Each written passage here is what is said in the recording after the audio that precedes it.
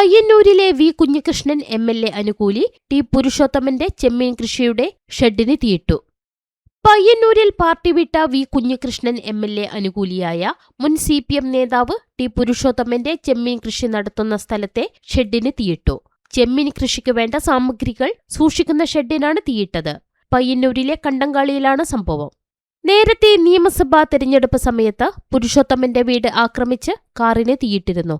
Car കത്തിച്ച കേസിൽ 5 CPM പ്രവർത്തകർ അറസ്റ്റിലായിരുന്നു. ഇന്നലെ അർദ്ധരാത്രിക്ക് ശേഷമാണ് ഒരു സംഘം ഷെഡിന് തീയിട്ടത്. ഇന്ന് രാവിലെ ചെമ്മീന് തീറ്റ കൊടുക്കാനായി എത്തിയപ്പോഴാണ് തീപിടിച്ച് നശിച്ച നിലയിൽ ഷെഡ് കണ്ടെത്തിയത്. ഷെഡിനുള്ളിൽ ചെമ്മീന് കൊടുക്കേണ്ട തീറ്റ, വല, ചെമ്മീൻ കൊണ്ടുപോകാൻ ഉപയോഗിക്കുന്ന ബോക്സുകൾ എന്നിവയുണ്ടായിരുന്നു. ഇതെല്ലാം കത്തി നശിച്ചിട്ടുണ്ട്. തീപിടുത്തത്തിൽ ഷെഡ് പൂർണ്ണമായും നശിച്ച നിലയിലാണ്.